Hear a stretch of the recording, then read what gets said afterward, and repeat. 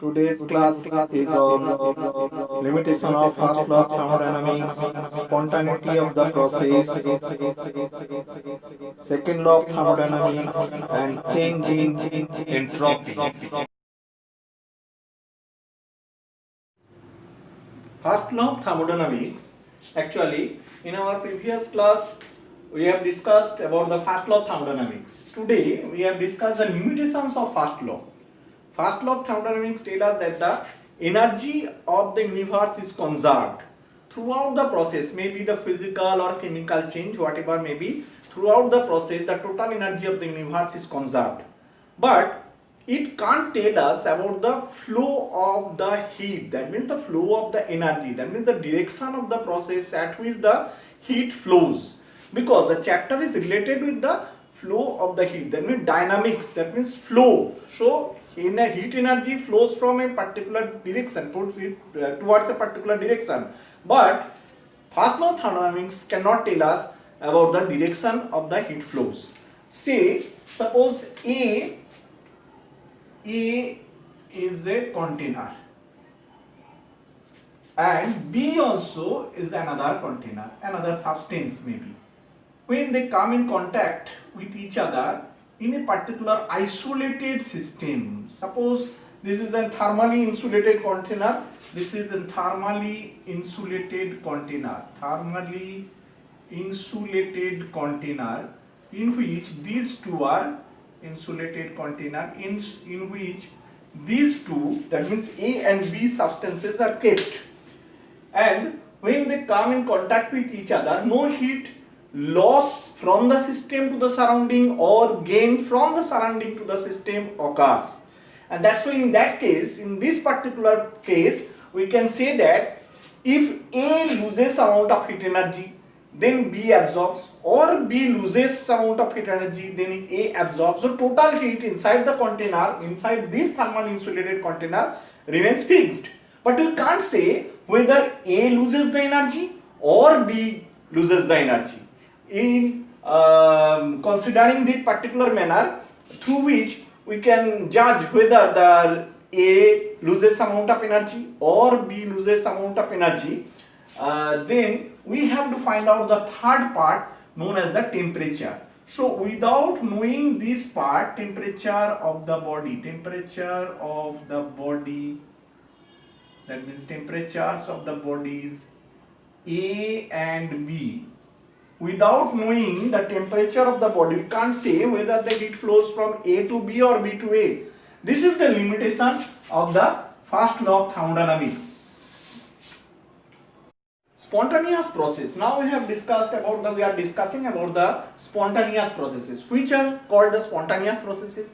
Every system has every process, every change, maybe physical change, maybe chemical change, has its own direction at which it goes towards that particular direction without the application of an initiator or some application of an initiator. Maybe an initiator is required to flow that particular direction towards that particular direction, or maybe it is not required, that means the initiator is not required for this particular process. Suppose a coal is burning, so coal, that means carbon, is burning in presence of oxygen, and we know that it produces carbon dioxide gas.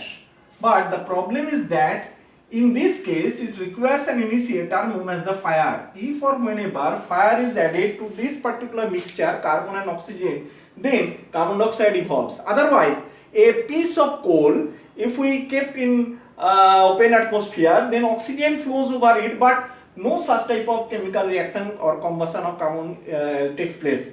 Therefore, we can say that for this particular process, an initiator is required, which is called the fire. So, either in presence of this initiator, so here in this process, an initiator is required, which is called the fire. But in case of suppose sodium chloride, dissolution of sodium chloride in water, it doesn't require any initiator. So in the first case it requires initiator, in the second case it doesn't require any initiator. So whatever may be, it may require an initiator, or in absence of an initiator, the system, that means sodium chloride when dissolves in water, a tip of sodium chloride if we add into the water, then it slowly get dissolves. If we stir this solution, then the rate of dissolution increases, but without stirring, it slowly get dissolved into the solution. So no further initiator is required in this case. So it may require some initiator, or in absence of some initiator, the reaction proceeds in a particular direction. It never forms that carbon dioxide dissociates to form carbon and oxygen again. In absence of fire, we can say that carbon dioxide. So no such type of backward reaction takes place. So every process has its own direction. So dissolution of sodium chloride is also has its own direction. Such type of reactions are called the spontaneous processes. So spontaneous process doesn't mean that the reaction must be a very fast process, but it may be a slow process. So like we slowly grown older, so the leaves of the tree slowly actually fall from the trees. So all these processes, all these naturally obtained processes are spontaneous, but we can say that these are not the fast reactions, but they have a particular direction to proceed. We slowly grown older, never return back to our initial state. So that's why such type of processes are called the spontaneous processes. Now we are discussing about the tendency to minimize energy. We know that if water flows, it flows from higher altitude towards the lower altitude. So this is the higher altitude A, suppose. This is the lower altitude B. So the water flows from higher altitude to the lower altitude. As well as current flows from higher potential. So water here. Current flows from higher potential to the lower potential, So all such processes tell us about that the direction. Every system has its own direction, and the direction is that at which it can minimize its energy. So each and every system has a tendency to minimize its energy. It goes towards a particular direction at which it can minimize its energy. See this, that the water flows from higher altitude to the lower altitude. We know that current, it flows from, that means electricity, it flows from higher potential to the lower potential. That means current or electricity, actually electricity flows from higher potential to the lower potential. So all these are the processes at which we can say that it goes towards a particular direction at which it can minimize its energy.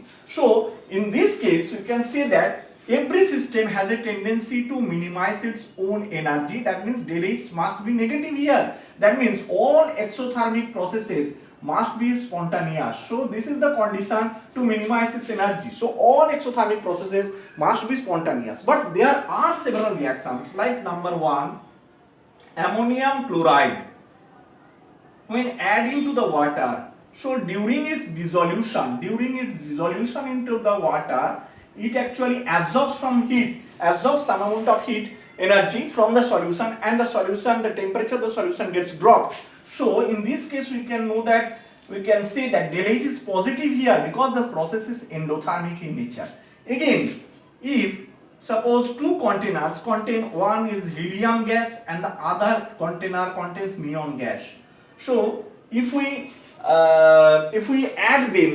join them through a particular pipeline and with the stopcock, and then stopcock is opened, then we can see that mixture of the gas occurs in a particular container, both the containers. Mixture occurs in both the containers, but during this process no heat energy is absorbed or evolved during this process. So we can say that net change in enthalpy is equal to 0. So we have already discussed that the processes which are spontaneous have del H must be negative, but that means they are exothermic in nature. But there are several processes which are endothermic, but where del H equal to 0. All these processes are also spontaneous in nature.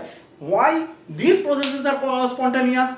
We have already said that every system has a tendency to minimize its energy, but in this case they have a tendency to maximize its energy. In this case they have no tendency to increase or maximize or decrease the energy.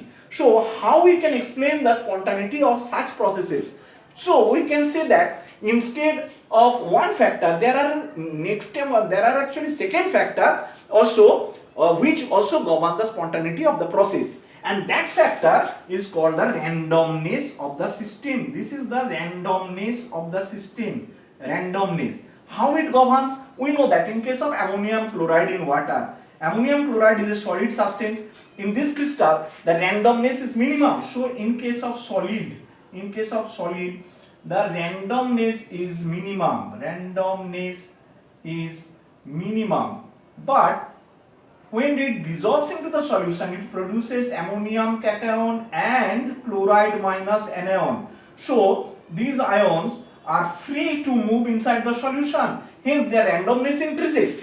Again, helium gas and neon gas, they are enclosed in a particular container. Suppose helium is enclosed in this container, neon gas is also enclosed in this container. But if or whenever we join these to a pipeline and with a stopcock, and stopcock is opened, then their randomness, their to and fro movement inside these two containers increases, and that's why a mixture of helium and neon gas is obtained in both the containers.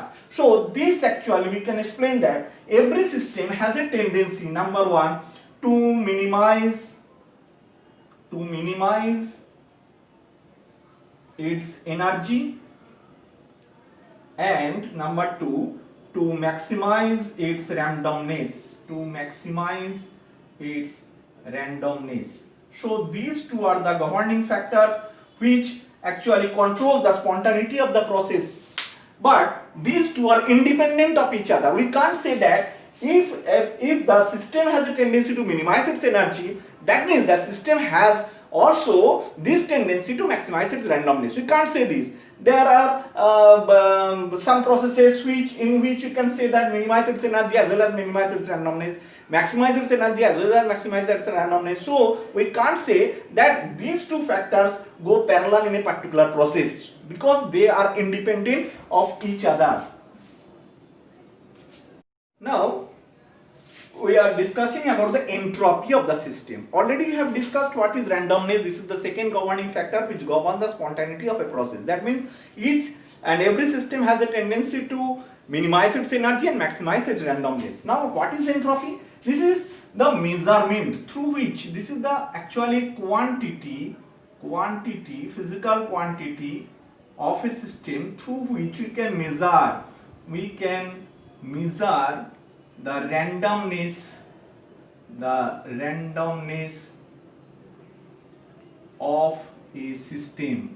So this is the quantity through which we can measure the randomness of a system. It is denoted by the capital S.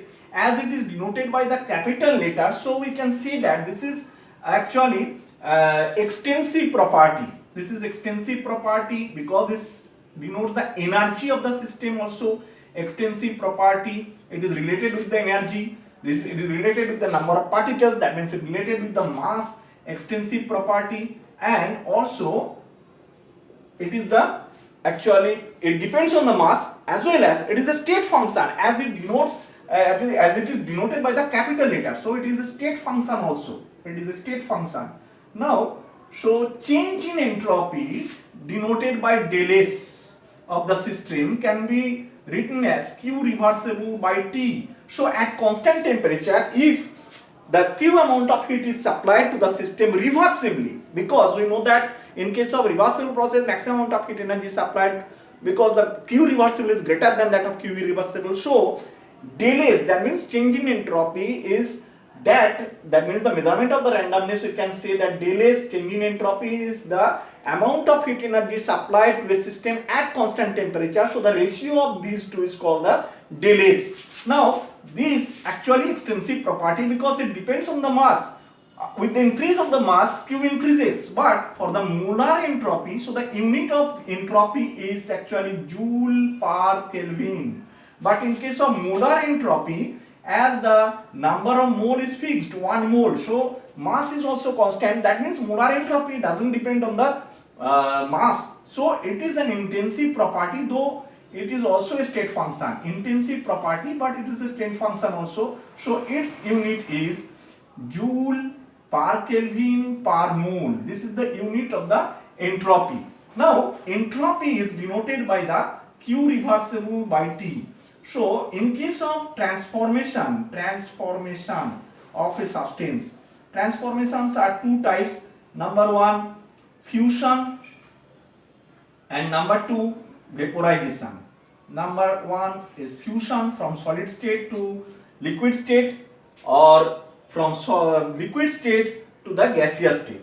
So in case of fusion, we can write del S fusion is equal to Q reversible at constant pressure always for fusion with respect to constant temperature, that means the melting point. So Q reversible at constant P or fusion, we can say that Q constant P can be written as del H at constant P for fusion at constant temperature, and that temperature is the melting point of that substance. And del S vaporization can be written as Q reversible at constant P, constant pressure for the vaporization at constant temperature, and that temperature is the boiling point of that substance. That can be written as del HP of vaporization divided by boiling point of that substance, TB. So these are the different forms of the entropy. For a spontaneous process, now we have discussed about the second law of thermodynamics. What is second law of thermodynamics? We know that first law of thermodynamics tells us about the conservation of energy. Total energy of the system is conserved. Total energy of the universe is conserved. So second law tells us that the total energy of the universe, that means total energy of an isolated system, is always conserved, but the entropy of the universe always increases for a spontaneous process. And we know that in nature all the processes are spontaneous, very slow, maybe very fast, whatever may be, but all the processes are spontaneous. And that's why we can tell that in case of second law of thermodynamics, in case of chemistry, the statement is, though the energy of the isolated system is conserved, but the total entropy of the universe, that means total entropy of an isolated system, is always increased. So for a spontaneous process, we can say that if the entropy of the universe is increased, then total del S total must be greater than 0 for a spontaneous process. And we know that all spontaneous processes are irreversible in nature. So for any irreversible process, the del S total is always greater than 0. Therefore, we can say that del S total equal to del S universe, and which is equal to del S surrounding plus del S system. So if for a spontaneous process, for an irreversible process, for a particular isolated container, isolated system, for an isolated system,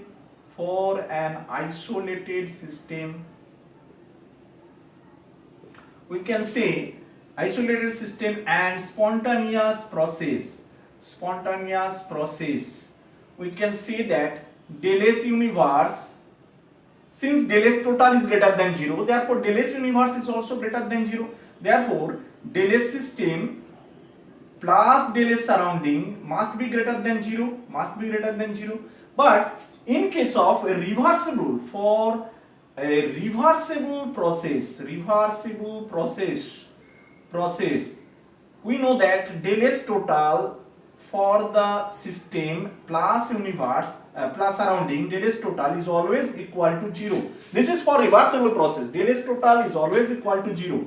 Therefore, we can say that del S total, that means del S system plus del S surrounding, del S total equal to del S system plus del S surrounding must be equal to del S surrounding must be equal to 0.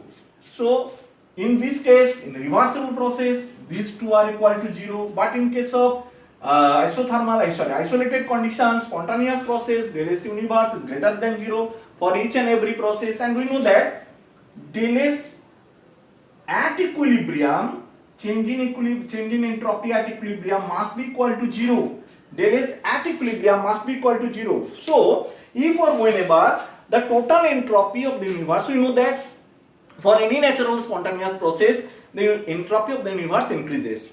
But after a certain time period, it may be that the entropy of the universe reaches the highest point. That means the equilibrium is attained. So in that case, del S will be equal to 0. So no entropy change further occurs.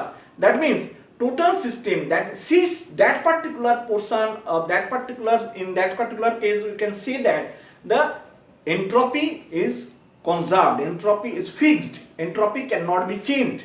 So universe, that means the universe is dead. So this is the condition of the death of the universe. Now we can say that characteristics of the entropy. Characteristics of the entropy. What are the characteristics of the entropy? We know that the del S, first point is the del S total equal to is greater than 0 for a spontaneous process. For a spontaneous process. If the process is an irreversible one, in case of irreversible process, again del S universe, in case of irreversible process and isolated system, for an isolated system, del S universe is greater than 0 for del S total equal to 0 for reversible process, reversible process, and it is fourth point, it is extensive property. It is an extensive property which depends on mass and also a state function, So these are the characteristics of the entropy.